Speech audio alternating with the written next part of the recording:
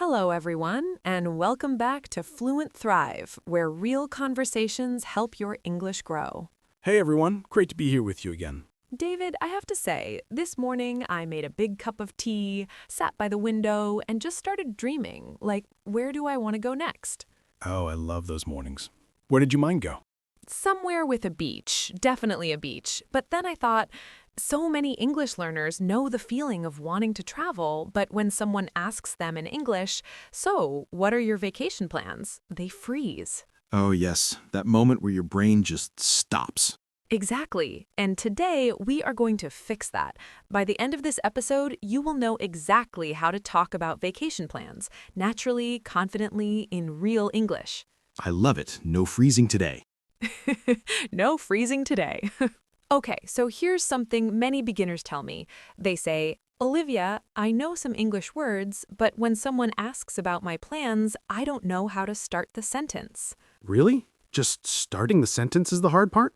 For so many people, yes. And today, I'm going to give you 3 simple sentence starters that sound completely natural, the kind a native speaker actually uses. Okay, I need those too, honestly. Then let's go. So, Olivia, let's start simple. Imagine someone at work, or maybe a new friend, just looks at you and says, "Hey, are you doing anything for the holidays?" Oh, that's such a real moment. And you think, okay, I have plans, I want to say them, but the words feel stuck. So what do? That's exactly what we're going to solve right now. Okay, here are 3 natural sentence starters for talking about vacation plans.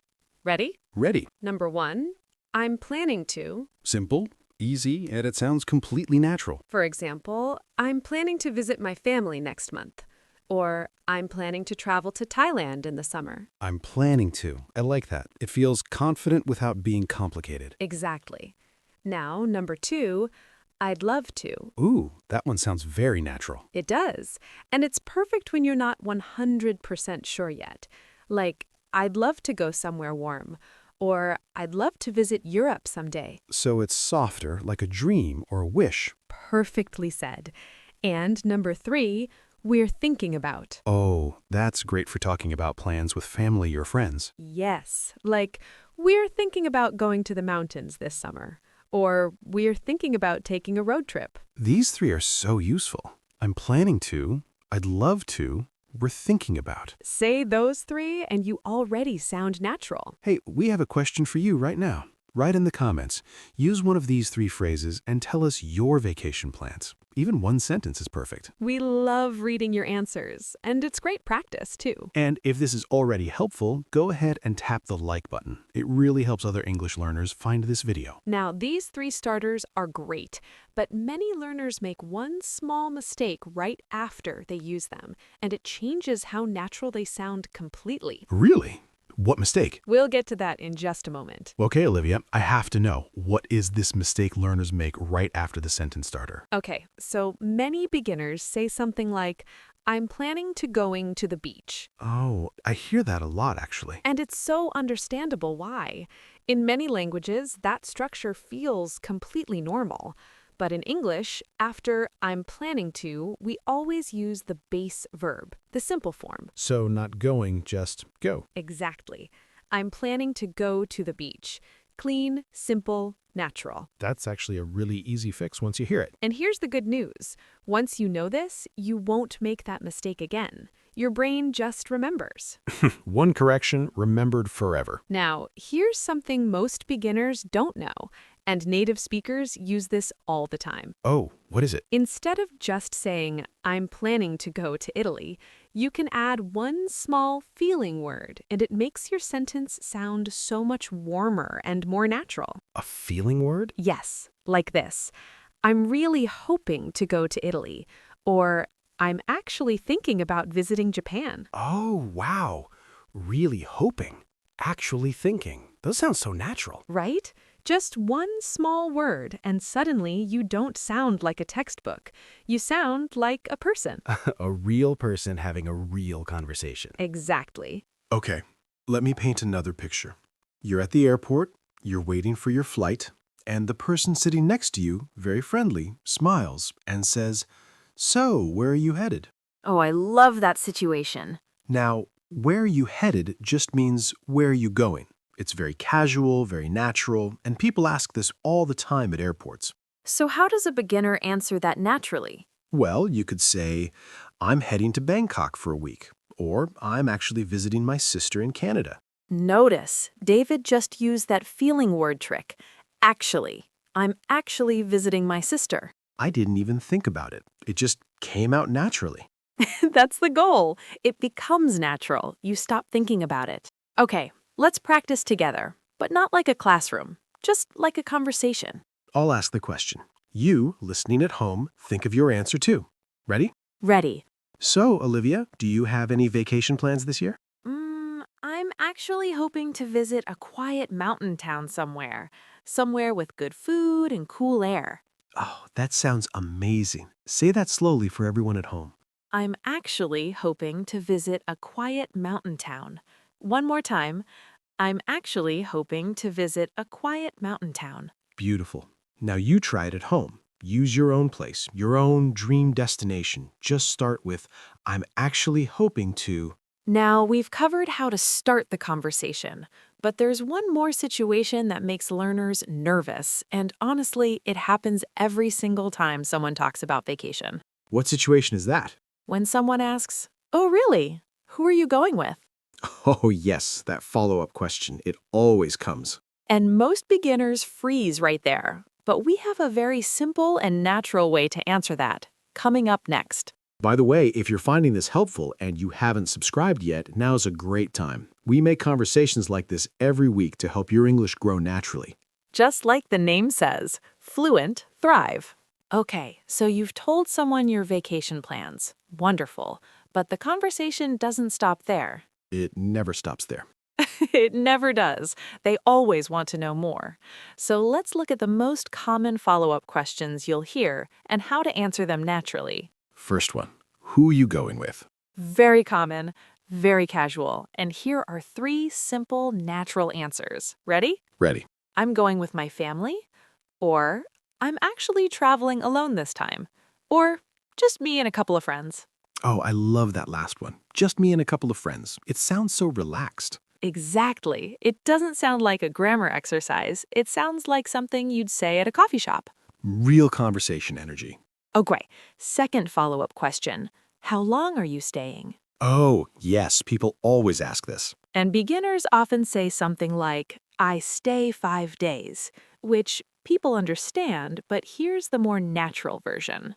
What's the natural version? I'm staying for about 5 days. Or just a week, maybe a little longer. Maybe a little longer. That phrase is so natural. I use that myself. It makes you sound relaxed and fluent at the same time, and it's only 4 words. 4 words, big impact. Okay, I have to share something because this actually happened to a friend of mine. Oh no, what happened? So, my friend was traveling, first time in an English-speaking country, very excited, and someone at the hotel asked him, "Are you here on holiday?" Okay, simple question. And he thought holiday means a specific holiday, like Christmas, like a celebration day. So he looked very confused and said, "No, today is not holiday, today is Tuesday."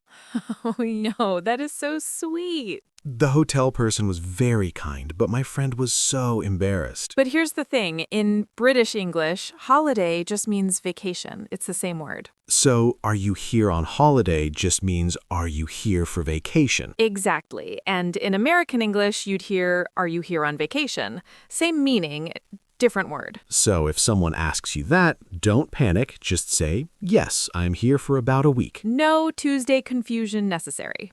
My friend still talks about that story. Okay, here is a tip that makes such a big difference, and most beginner courses never teach this. What is it? When someone asks about your vacation plans, don't just answer. Ask them back. Oh, keep the conversation going. Yes, because in real English conversation, it's not just one person talking. It flows both ways. So after you answer, just add one simple question back. Like what? Like, what about you? Do you have any plans? Or have you ever been there? Oh, that second one is so good. Have you ever been there? Immediately, the other person gets excited to share their story. And suddenly, you're not just answering questions, you're having a real conversation. That's the difference between surviving a conversation and actually enjoying one. Perfectly said. Okay, but Olivia, what about when the plans go wrong? Like the flight gets canceled, the hotel is bad, something unexpected happens. Oh, now that is a very important English situation. Because life doesn't always go according to plan. And there are some really natural English phrases for exactly those moments. We're going to cover those right after this. Okay, so you have beautiful vacation plans, everything is ready, and then something goes wrong. It happens to everyone. It really does. And in those moments, knowing the right English phrases makes you feel so much more confident, even when things aren't perfect. So, what are the most common unexpected situations? Let's do 3. First one, your flight is delayed. Oh, the classic. So someone asks, "How was your trip?" And you want to explain. A beginner might say, "My flight was late, very late," which is fine, but here's the natural version. What would a native speaker say? Our flight got delayed by 3 hours, or we ended up waiting at the airport for most of the day. Ended up waiting. That phrase is so useful. It really is. Ended up means that's what finally happened, even though you didn't plan it. Like, we ended up taking a different route, or we ended up staying an extra night. Exactly. One phrase, so many situations. Okay, second unexpected situation. The hotel wasn't what you expected. Oh yes, this one is very common. So, how do you talk about that naturally without sounding like you're complaining too much? Great question. You can say, "The hotel was a little different from the photos." That is so polite, so British. Or you can be a little more direct. "Honestly, it wasn't what we expected, but we made the best of it." We made the best of it. I love that phrase. It's warm, it's positive, and it shows you handled the situation well. Native speakers use it all the time. Like, the weather wasn't great, but we made the best of it. Or, the room was small, but we made the best of it. See, already you're telling a whole story with just a few words. Third situation. You had to change your plans completely. Yes, and for this one, here is a very natural phrase. We ended up changing our plans last minute. Last minute. I hear that all the time. Because it happens all the time. We booked last minute. We decided last minute. We changed everything last minute. It's one of those phrases that just fits everywhere. And it always sounds natural, never forced. Okay, final surprise tip, and this one is my favorite. Oh, I'm ready. When you're telling someone about your vacation, whether it was wonderful or difficult, end your story with a feeling sentence, not just facts, a feeling. What do you mean? So instead of just saying, "We went to Bali, we stayed 5 days, we came home," add one feeling sentence at the end. Like what? Like, "Honestly, it was exactly what I needed."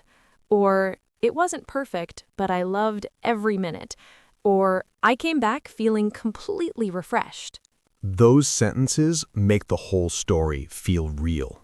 Because feelings are what people remember, not flight numbers, not hotel names. The feeling is the story. The feeling is always the story. Okay, let's go back over today's most useful phrases, slowly and clearly. First, "I'm planning to." Use this when you have a clear idea of your vacation. I'm planning to visit my family next month. Second, "We ended up." Use this when something unexpected happened. We ended up staying an extra night. And third, "We made the best of it." Use this when something went wrong, but you stayed positive. The weather wasn't perfect, but we made the best of it. 3 phrases, real situations. Natural English. You know, Olivia, I think what I love most about today's episode is this. We didn't just learn phrases. We learned how to have a real conversation. From the very beginning, do you have any vacation plans? All the way to telling the whole story with feeling. And that's what English really is. It's not about perfect grammar, it's about connection, telling your story, being understood. And you, watching right now, you are already doing that, just by being here and listening. Every episode you watch, every phrase you practice, every comment you write, that is real progress. Step by step, day by day. Your English is growing. Even when it doesn't feel like it, it's growing. That's what Fluent Thrive is all about. If today's episode helped you, share it with one friend who is also learning English. That one share means so much to us. And we'll see you in the next conversation. Take care, everyone. Keep growing. Bye for now.